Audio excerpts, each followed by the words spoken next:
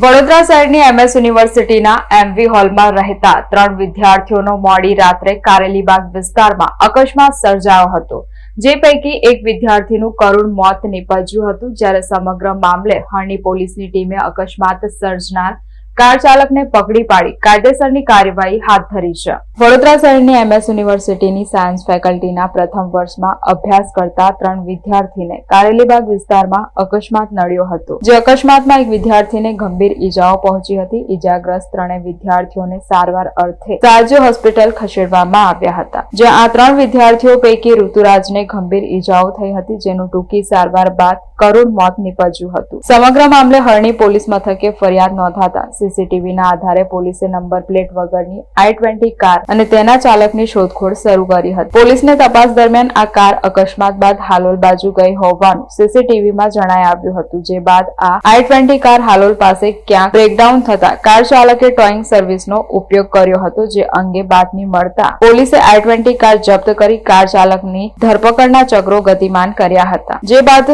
પોલીસે 21 વર્ષીય હર્ષ મેડાને પણ ઝડપી પાડી કાયદેસરની કાર્યવાહી હાથ ધરી છે. તારીખ 13/7 રાત્રિના 1 વાગ્યાના અરસામાં એક અમિતનગર રોડ ઉપર 4 વ્હીલ ગાડી જે નંબર વિનાની હતી, તેણે 2 વ્હીલમાં 3 ચાલકો હતા, તેને ટક્કર મારેલી અને હિટ એન્ડ રન કરી અને નાસી ગયેલ હતો. તેમાં સુજલભાઈ ચૌહાણ છે, તેણે પોતાની ફરિયાદ આપેલી હતી અને 3 વ્યક્તિઓને હોસ્પિટલાઇઝ કરવામાં આવ્યા હતા. એમાં ઋતુરાજસિંહ છે, સારવાર દરમિયાન એક્સપાયર થયેલ છે. ગાડી ચાલકની હરણી પોલીસ સ્ટેશન દ્વારા સીસીટીવી સર્વેલન્સ અને અન્ય સોર્સિસથી તપાસ કરતાં આ ગાડી ચાલક i20 જેનો ચાલક છે હર્ષ મેડા, ઉંમર વર્ષ 21, તેઓને ગઈકાલે એરેસ્ટ કરવામાં આવેલ છે. પોતે ગાડીની ટક્કર લાગ્યા પછી સીધો હાલોલ તરફ ભાગેલો હતો અને ત્યાં તેની ગાડી બગડી જતાં ટોઈંગ કરવામાં આવેલી, જેની ઇન્ફોર્મેશન પોલીસને મળતા તેને ઉઠાવી લીધેલ હતો અને ગઈકાલે તેને એરેસ્ટ કરવામાં આવેલ છે. સર, કયા વિસ્તારમાં એ રહે છે અને ત્યાં એક્સિડન્ટ બાદ ક્યાં ફરાર થયો?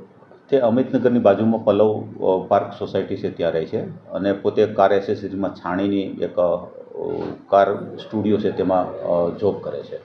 નશાની હાલતમાં હાલ નશો કરેલું જણાતું નથી, છતાં પણ અમે એનું વેરિફિકેશન કરવા માટે એનું બ્લડ સેમ્પલ લેવામાં આવ્યું છે, જે FSL ખાતે મોકલવામાં આવશે. એ સમયે રાત્રે ક્યાં ગયો હતો સર? ત્યાંથી પોતે એવું કહે છે પોતાના ઘરેથી પોતાના મધર આરોપીના છે એ હોસ્પિટલાઇઝ હતા, એટલે હોસ્પિટલ જતો હતો એવું પોતાનું કહેવાનું છે, છતાં પણ એ બાબતે એની પૂછપરછ અને તપાસ શરૂ છે. ગાડી એની પોતાની છે? ગાડી પોતાની છે, પણ પોતાની પાસે લાયસન્સ નથી. નંબર રજિસ્ટ્રેશન છે પણ લગાડેલા નહોતા. એવું કીધું કે મેં થોડું કામ કર્યું હતું ત્યારે નંબર કાઢી નાખેલા હતા, બાદમાં લખેલો હતો. જે ગાડી કબજે કરેલ છે એ ડેમેજ થયેલી છે, તેમજ જે બ્લેક ફિલ્મ જે તે વખતે હતી તે પોતાની જાતે બ્લેક ફિલ્મ દૂર કરી દીધી છે. સર, એ પોતે ગાડી લઈને પછી તેથી ફરાર થઈને આઉટ ઓફ વડોદરા?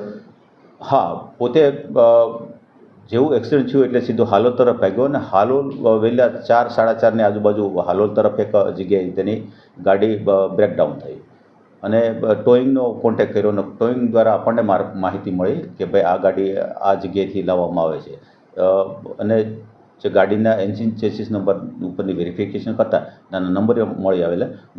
નંબરમાં ડેટાબેઝ ચેક કરતાં જે આરોપી છે તેની વિગત મળી આવેલી હતી. આપણે ધરપકડ કરી એની કે એક પોતે જ હાજર થઈ ગયો? ના, ધરપકડ કરવામાં આવી છે. કઈથી ધરપકડ? એના ઘરેથી હતી. સાહેબ, કેટલાની સ્પીડમાં હતા? બની શકે ઓવર 70 થી 80ની સ્પીડ હશે એવું અત્યારે અનુમાન છે મારું. એને દેખાવ નહીં આગળ? એવું કહે છે કે મારી સ્પીડમાં મને ખ્યાલ ન રહ્યો અને એક્સિલેટર પર પગ દબાઈ જતા સ્પીડ ગાડીની પકડી, એની હિસાબે ટક્કર લાગી ગઈ. કેટલી ઉંમર વર્ષ? એની ઉંમર વર્ષ 21 છે. ઓકે. અને બીજું કંઈક કામકાજ? આ 3 વિદ્યાર્થીઓ છે એ હોસ્ટેલમાં રહેશે, એમએસમાં પહેલા સેમેસ્ટરમાં અને ત્રીજા સેમેસ્ટરમાં અભ્યાસ કરે એ છે. સમયે એકલો હતો સર ગાડીમાં? હા, ગાડીમાં પોતે એકલો હતો.